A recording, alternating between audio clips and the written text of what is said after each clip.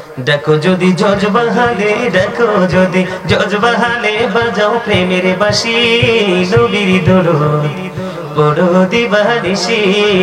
আমার নবীর প্রেমে পাগল হইলে, নবীর প্রেমে পাগল হইলে আল্লাহ তাআলা খুশি। নবীর দরুদ পড়ো দিবানিশি। ওই আমার নবীর প্রেমে পাগল হইলে গো,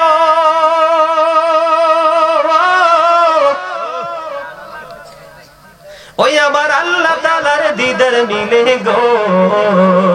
দেখো যদি জজবাহালে, দেখো যদি জজবাহালে, বাজাও প্রেমের বাঁশি, হায়রে বাজাও প্রেমের বাঁশি, নবীর দরুদ পড়ো দিবানিশি।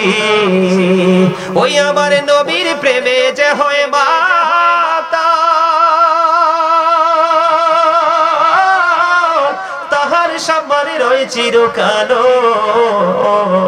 প্রমাণ আছে হযরত বিল্লাল, প্রমাণ আছে হযরত বিল্লাল, বান্দা প্রেমের রশি, হায়রে বান্দা প্রেমের রশি, নবীর দরুদ পড়ো দিবানিশি। ওই হযরত ওয়াস করুনি প্রেমিক ছিল, ওই আমার নবীর প্রেমে দাঁত ভাঙিল গো। জুবায় উপহার পাইল, জুবায় উপহার পাইল, হইয়া প্রেমে উদাসী, নবীর দরুদ পড়ো দিবানিশি। মারহাবা কন্যা, আরে আরে জোরে মারহাবা। এতক্ষণে মনে হয় যে আমি ওয়াজ শুরু করছি, মানে জজবাটা এমনই লাগতেছে। মারহাবা বলেন। আল্লাহ আমাদের সবাইকে এতক্ষণ যে আলোচনা করেছি, যে কন্ডিশন গুলো আল্লাহর হাবিব আমাদেরকে দিয়েছেন, সবগুলো কন্ডিশন মেনে আগামী কাল থেকে যেন আমরা নতুন জীবন শুরু করতে পারি, আল্লাহ যেন আমাদের সবাইকে কবুল করেন। সকলে বলেন আমিন। আর যেন বলেন আমিন। এখন মজা লাগতেছে না?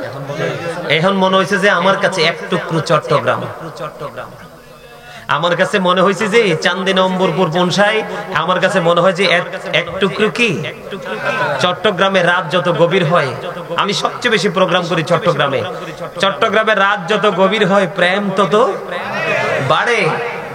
আসলে তো প্রেমের মজা তো গভীরে, যত জনগণ কমবে প্রেম তত বাড়বে। এটাই চট্টগ্রামবাসীর মধ্যে এটা এখনো পাওয়া যায়। বাংলাদেশের রাজধানী হলো কি? Dhaka is the capital of Bangladesh. বাংলাদেশের রাজধানী কি? আর সুন্নিয়তের সিটি কোনটা? রাজধানী কোনটা? সুন্নিয়তের ক্যাপিটাল কোনটা? চট্টগ্রাম। ওখানে গেলে বুঝবেন প্রেম কাকে বলে। এমিয়া গজলে টান দিলে কেউর পকেটে হাদিয়ার স্থির থাকে না, কেউর পকেটে হাদিয়ার কি থাকে না, স্থির থাকে না। ঢাকাও এমনটি হয়। আমি নারায়ণগঞ্জ হরিপুরে এই জানুয়ারি 24 তারিখে ওই মাহফিলটাতে যাব। প্রথম বছর যখন গেছি, মাহফিলের হাদিয়া ঠিক যত টাকা দিছে মাহফিলের হাদিয়া, পরে পকেট চাইয়া দেই গজলের হাদিয়া সেম টু সেম। মারহাবা বলেন। আসলে আমি হাদিয়া বলেন, এটাকে বলি প্রেম। এখন তো আর ওইরকম গজল গাওয়া যায় না, কারণ বিভিন্ন বিষয়ের উপর আলোচনা করি। মানুষ এত এলোমেলো জীবন যাপন করছে, এগুলো দেখলে আফসোস লাগে। আমি আপনাদেরকে বলি, হেদায়েত কিন্তু ভালোবাসা থেকে আসে। প্রেম না থাকলে আপনি কখনোই হেদায়েত পাবেন না। আমি আপনাদেরকে বলি, আপনারা তো নিশ্চয়ই কুমিল্লা যান না? একটা গজল গাইতা? ঠিক আছে ভাই, আমি দেখছি তোমার শুরুতে জজবা ছিল একটা নিবিড় শান্ত জজবা। আমি যখন জিকির ধরছি তখন দেখছি যে তার মানে ভাবটা পুরো একটা মানে অন্যরকম একটা ভাব আমি তার মধ্যে দেখতে পাইছি। আমি গাইবো, আমি একজন রাইটার, আমার সিনাই গজলের অভাব নাই, একবারে 100% ফিলাপ আছে, আপনারা চাইলে শোনাবো, অসুবিধা নাই। আমি একদিন মানে এই যুগের ছেলেদেরকে নিয়ে কথা বলতে বলতে লাইব্রেরিতে আমি কিছু বই নিতে আসছিলাম। তো আসার পরে এক কান্দিরপাড় নিউ মার্কেটে এখন অনেকগুলো লাইব্রেরি হয়েছে, আপনারা যারা গিয়েছেন তারা দেখেছেন। তা আমি একদিন ওই যে এই যে জিন্স প্যান্ট পরে আছে, ওই জিন্স প্যান্টটার অপকারিতাটা কি, ক্ষতিটা কি, এই বিষয়টা নিয়ে আলোচনা করতেছিলাম। ছেলেটা মনে হয় ছেলেটা 8-এ না জানি 9-এ পড়ে, আমি জানি না। ছেলেটা বলল, হুজুর আমার তো অনেকগুলো জিন্স প্যান্ট, আম্মুর সাথে ঝগড়া করে আমি জিন্স প্যান্ট কিনি, আমার পছন্দ, কিন্তু আজকে দাঁড়িয়ে দাঁড়িয়ে দূর থেকে আমি শুনলাম আপনার বক্তব্যটা, কোরআন এবং হাদিস দুটোর মধ্যে জিন্স প্যান্টকে অবৈধ বলে ঘোষিত হয়েছে। কি হয়েছে? জিন্স প্যান্টটা এটা অবৈধভাবে ঘোষিত হয়েছে। ওই ছেলেটা এসে আমাকে বলল, হুজুর এতদিন যে আমি পড়েছি, আজকে থেকে আমি আর কোনোদিন এই প্যান্টটা পরবো না, আমি এটাকে আগুন দিয়ে জ্বালিয়ে দিব। যেটা আমাদের ইসলাম ধর্মের যে পোশাক, সেটাকে অ্যাটাক করে যে পোশাক, সেই পোশাককে আমি কি করব না, আর গ্রহণ, আমি আজকে গিয়ে সেটাকে পুড়িয়ে ফেলবো। আমি এতদিন যে পড়েছি সেই অপরাধটা মাফ হবে কিনা? আমি বলছি অবশ্যই মাফ হবে। কেন মাফ হবে? আল্লাহ বলেছেন আল্লাযীনা আমানু, যারা ঈমান এনেছে, ওয়া কানু ইয়াত্তাকুন, এবং তাকওয়া অবলম্বন করেছে, লাহুমুল বুশরা, তাদের জন্য সুসংবাদ, ফিল হায়াতিদ দুনিয়া, দুনিয়ার জীবনে, ওয়া ফিল আখিরা, এবং পরকালের জীবনে। জোরে জোরে বলেন না সুবহানাল্লাহ। মানে আপনি ঈমানদার হওয়ার পরে যদি মালিককে ভয় করতে পারেন, আল্লাহ বলেছে লাহুমুল বুশরা ফিল হায়াতিদ দুনিয়া ওয়া ফিল আখিরা, তোমাদের জন্য সুসংবাদ, তাদের জন্য সুসংবাদ যারা ঈমানদার হওয়ার পর অন্তরে ভয় কি করতে পেরেছে, জাগ্রত করতে পেরেছে। দুনিয়াও নিয়ামত, পরকালও নিয়ামত। জিন্স প্যান্টটা নিয়ে কেন বললাম? এটা কারবালার সাথে যুক্ত। ওমা নাউজুবিল্লাহ কয় না, আরো জোরে নাউজুবিল্লাহ। কারবালার যে নেগেটিভ সাইড, মিয়া ভাই,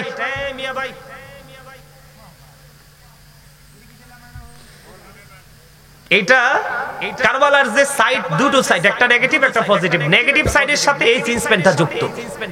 কেন যুক্ত আমি বলি, এই কারণে যুক্ত।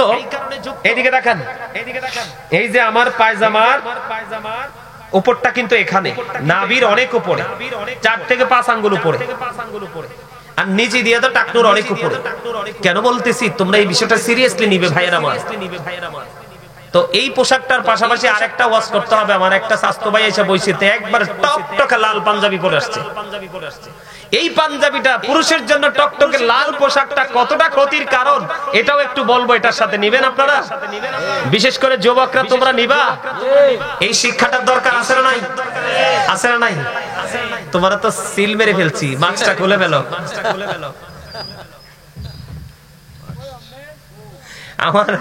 আমার দুষ্ট একটা স্বাস্থ্য ভাই আছে, ওই তার মতোই তারে দেখতে লাগে। এই জন্য আমার নজরটা তার দিকে বেশি। আমার দিকে তাকান, আগে লাল পাঞ্জাবিটা শেষ করে ফেলি। আল্লাহর হাবিবকে এক ব্যক্তি 2টা সালাম দিছে। কয়টা? 2টা সালাম দিছে। নবীজি একটা সালামের জবাবও, ইয়া রাসূলুল্লাহ, ইয়া হাবিবাল্লাহ, নবী গো, এক এক করে 2টা সালাম দিলাম। 2টার একটা সালামের জবাব আপনি দেননি। ইয়া রাসূলুল্লাহ, নবী কেন গো? আমার নবীজি জানিয়ে দিয়েছেন, বন্ধু, ঈমানদার পুরুষ যারা আছো, যুবক, তোমাদেরকে বলি, তোমরা কত ভুল করছো, না বুঝে বুঝে, না জেনে জেনে, না শুনে শুনে। তোমরা এই ভুল থেকে বের হয়ে আসতে হবে, না হয় কবর বড় ভয়ঙ্কর হবে রে যুবক। চান্দিরা অম্বরপুরের আমার যুবক, তোমাদেরকে বলছি রে, আমার নবীজি বলেছেন লাল জামাটা পরে এসেছে, এই কারণে আমি তাকে সালামের জবাব দেইনি। ইয়া রাসূলুল্লাহ, লাল জামা পরলে কি হয় গো? আমার নবীজি বলে দিলেন লাল জামা পরলে কি হয়। তোমরা যদি জানতে রে, কোনদিন তোমরা পুরুষ হয়ে, ঈমানদার পুরুষ হয়ে তোমরা লাল জামাটা পরতে না। লাল জামাটা পরলে কি হয় নবী গো? এই নবীজি বললেন একেবারে টকটকে লাল জামা ঈমানদার পুরুষের জন্য মাকরুহে তাহরিমি, এটা হারামের অন্তর্ভুক্ত। এই জন্য নবীজি বলেছে তোমরা কখনো স্বর্ণের আংটি পরিও না, গলায় কখনো স্বর্ণের চেইন দিও না, তোমরা কখনো তোমরা রেশমি পোশাক, রেশমি কাপড় দিয়ে পোশাক তোমরা পরো না, কখনোই টকটকে লাল জামা পরিও না। এখন দেখি বিদেশ থেকে আসলে মোটা একটা চেইন ঝুলায় গলায়, হাইজেকার ধরে নিয়ে যায়, কয় আয়রে আল্লাহ কি করলো, তুমি কেন গলায় ঝুলাইলা? দোষ তো তোমার। কারণ তুমি কি জানো না, এই দেশটা হলো বড় একটা চোরের দেশ। কথা বলেন না কেন? কোন দিক দিয়ে, কোন দরজা দিয়ে এসে আপনার ঈমান চুরি করে নিয়ে যায়, কোন দরজা দিয়ে আসে কোন হায়না আপনার আমল চুরি করে নিয়ে যায়, কোন দরজা বন্ধ কেটে, ওয়াল কেটে আপনার এই পৃথিবীর সম্পদ কেড়ে নিয়ে যায়। এমনি করে করে অনেক চোরের উপদ্রব আমাদের বাংলাদেশে বেড়েছে। এটা দিন দিন বন্ধু বাড়তে থাকবে। এটা থেকে বাঁচতে হলে তোমাকে আমাকে অল টাইম অ্যালার্ট থাকতে হবে। আমি যেটা বলতে চাই, তোমরা মন দিয়ে শোনো, আমি তোমাদেরকে বাঁচানোর জন্য এসেছি। আল্লাহর হাবিব বলেছেন, নারীর জন্য যেমনি পোশাক পরশ, পর্দা পরশ, পুরুষের জন্য তেমনি পর্দাটা পরশ। নারীর পর্দা মাথা থেকে পা পর্যন্ত ঢেকে রাখতে হবে। বিশেষ কারণে হাতের তালুটা দেখাতে পারবে, বিশেষ কারণে সে মুখমণ্ডল দেখাতে পারবে। যেমন হজে যাবে তার স্কিনটা লাগবে, কথা বলে না কেন, পেজটা লাগবে কিনা, পাসপোর্টে ছবি দিতে হবে, এই জন্য সে মুখটা দেখাতে পারবে। বন্ধু এই জায়গা হাতের তালু ছাড়া পুরোটা ঢেকে রাখতে হবে।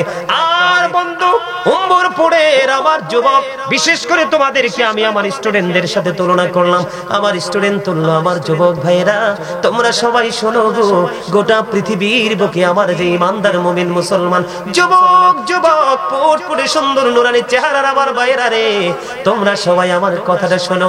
নবীজি বলে দিয়েছে হাদিস শরীফের মধ্যে এসেছে, বুখারীতে এসেছে হাদিসটা, যেই ব্যক্তি ইচ্ছে করে টাকনুর নিচে ঝুলিয়ে ঝুলিয়ে পোশাকটা পরে, লুঙ্গি হোক, প্যান্ট হোক, পায়জামা হোক, ট্রাউজার হোক, যেটাই হোক, নবীজি বলেছে যদি এটা টাকনুর নিচে চলে যায় রে, তোমার ঠিকানা হয়ে যাবে জাহান্নাম। তুমি সারাটা জীবন তুমি নামাজ পড়তে পারবা। আমি এক্সাম্পল দেই, তুই টেনশন করো না। আমি কারবালার ওয়াজ করে আজকে যাব, কারণ এখানে আমি হাদিয়ার জন্য আসিনি। যেই হাদিয়াতে আমারে দিবে বলছে বন্ধু, মানুষ ভয়েও আমাকে হাদিয়া দিতে বলে না, শুধুমাত্র প্রেমের কারণে এসেছি। ভালোবাসা কখনো কোনো কিছু দিয়ে তুলনা করা যায় না, কথা বলেন না কেন? বন্ধু আমার নবী মসজিদে অবস্থান করতেছে, হঠাৎ করে তিনি দেখতে পাইলেন একটা মানুষ এসে নামাজের নিয়ত বেঁধে ফেললো। গভীর মনোযোগ দিয়ে শোনো বন্ধু তোমরা, আমার নবীজি দেখলেন সে নামাজের নিয়ত করে ফেলেছে। তারপরে নবীজি বললেন তুমি ওযু করে আসো। তিনি ওযু করে আসলেন, এসে আবার তিনি নামাজে দাঁড়ালেন। নবীজি বললেন তুমি ওযু করে আসো। আবার তিনি ওযু করতে গেলেন, ওযু শেষ করে এসে তিনি আবার নামাজে দাঁড়ালেন। তৃতীয়বার আবার নবী বললেন তুমি ওযু করে এসো। এই কথা বলার পরে বন্ধু থার্ড পারসন, তৃতীয় জন প্রশ্ন করলো, ইয়া রাসূলুল্লাহ, ইয়া হাবিবাল্লাহ, নবী গো, বারবার কেন তাকে বলছেন গো নবী, বারবার কেন বলছেন তাকে ওযু করে আসতে গো? আমার নবীজি বললেন সেটার কারণ হলো, সেই বারবার আমার বলার কারণ হলো তার পোশাকটা যে শরীয়তের সীমা দেওয়া হয়েছে। আল্লাহ রাব্বুল আলামিন 3 শ্রেণীর পোশাক দিয়েছে। কয় শ্রেণী? একটা হলো প্রতিদিন লজ্জাস্থান ঢাকার পোশাক, আরেকটা হলো সাজের পোশাক, আরেকটা হলো আল্লাহ রাব্বুল আলামিন কোরআনে বলেছেন লিবাসুত তাকওয়া যালিকা খায়র। আল্লাহ রাব্বুল আলামিনের কাছে সবচেয়ে বেশি দামি পোশাক হলো তাকওয়ার পোশাক। আবার নবীজি বললেন সেই যে পোশাক পরে আসছে শরীয়তের সীমা লঙ্ঘন করেছে, কিয়ামত পর্যন্ত নামাজ পড়তে পারবে, নামাজটা তার কবুল হবে না। তার কারণ হলো তার পোশাকটা টাকনুর নিচে চলে গেছে। নাউজুবিল্লাহ, নাউজুবিল্লাহ। এত ভয়ঙ্কর খবর শুনলে কেউ সুবহানাল্লাহ কয়? জোরে বলেন না নাউজুবিল্লাহ। এই দিক দিয়ে হলো নাভির উপরে অথবা নাভি বরাবর নিচের দিক দিয়ে রাখতে হবে টাকনুর উপরে। এই আমলটা আপনাকে আমাকে করতে হবে, অন্যথায় নামাজ দিয়ে কোনো লাভ হবে না। দেখেন আমাদের সমাজে নামাজি আছে, সুদও আছে, নামাজি আছে, ঘুষও আছে, নামাজি আছে, চুরিও আছে, নামাজি আছে, মানুষের হক নষ্ট করনেওয়ালা মানুষও আছে, আছে না নাই? এই জন্য বলেছি বন্ধু, আমি এই যে পোশাকটা, এটা সাংঘর্ষিক, আমি অন্যদিকে আর যাচ্ছি না। এই পোশাকটা নিয়ে আমি আপনাদেরকে বলছি, এই টাকনুর নিচে পোশাক পরা বন্ধ করবেন তো, নাভির নিচে পোশাক পরা বন্ধ করবেন তো।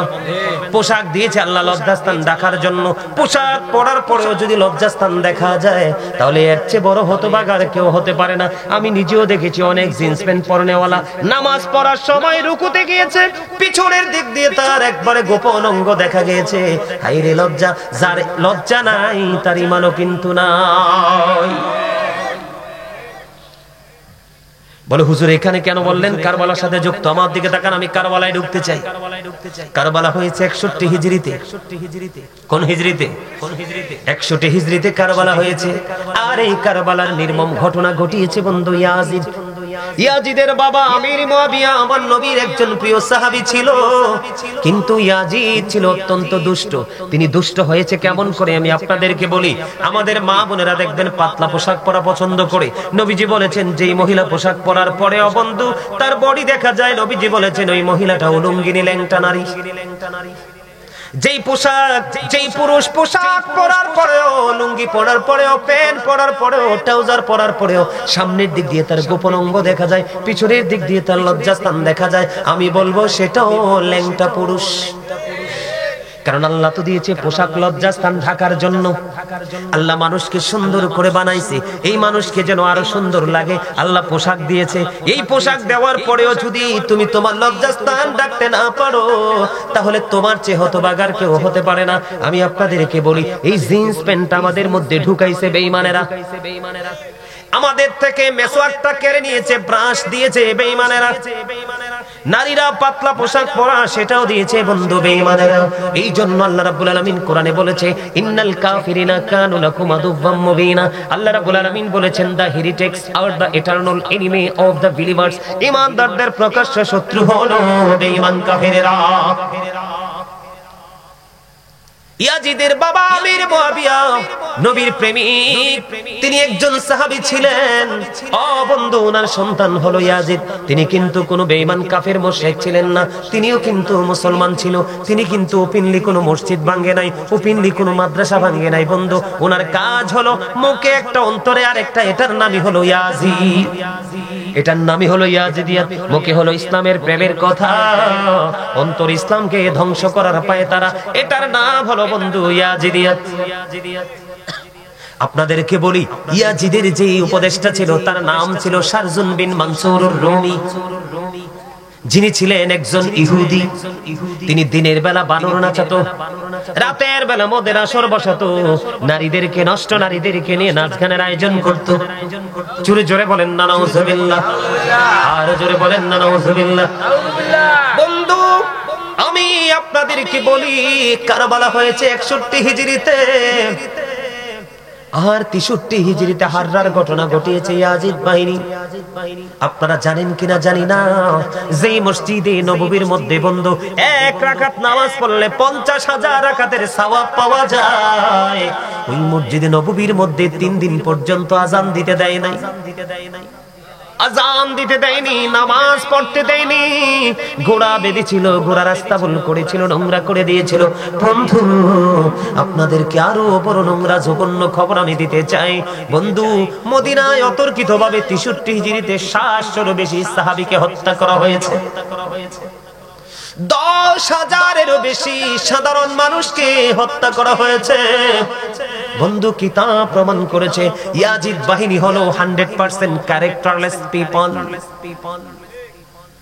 বুঝেন নাই? চরিত্রহীন, চরিত্রহীন। নবীকে মানলে হবে গুড ক্যারেক্টার সম্পূর্ণ পারসন, আর নবীকে না মানলে হবে ক্যারেক্টারলেস পারসন। ইয়াজিদ এবং তার দল কোরআন হাদিসের ভাষায় বন্ধু ক্যারেক্টারলেস পিপল হিসাবে আমরা সবাই জানি, চরিত্রহীন লম্পট। আমাদের দেশে অনেক মানুষ আছে ইয়াজিদের প্রশংসা করে, আছে না নাই? ইমাম হুসাইনের কথা কয় না? আরে যুবক, চান্দিনা উম্বরপুরের যুবক, আমি কিন্তু একটু পরে মাহফিলটা শেষ করে দিব। তোমরা তোমাদেরকে বলবো you are very 100% successful person. কেন জানোনি? তোমরা যদিও হেসেছো, যদিও তোমরা মজা করেছো, আমি বিশ্বাস করি তোমরা ওয়াজেও মজা পেয়েছো। কারণ মজা না পাইলে কেউ কখনোই কাছে থাকে না। আমি তোমাদেরকে আরেকটা মজা দিতে চাই। ইমাম হুসাইনকে বাদ দিয়ে তোমরা আলোচনা করো, ইমাম হুসাইনকে নিয়ে আলোচনা করো না। নবীজি বলেছেন, আল হাসান ওয়াল হুসাইনু সাইয়্যিদা শাবাবি আহলিল জান্নাহ। আমার নবীজি বলে দিয়েছেন, Imam Hasan and Husain are the leader of younger people in Jannah. আমার নবীজি বলেছে, রে আমার যুবক উম্মতেরা, তোমরা শুনে রাখো, তোমাদের জন্য জান্নাতের রিসেপশনে দাঁড়িয়ে থাকবে, তোমাদের লিডার হয়ে যাবে ইমাম হাসান হুসাইন, দুই ভাই।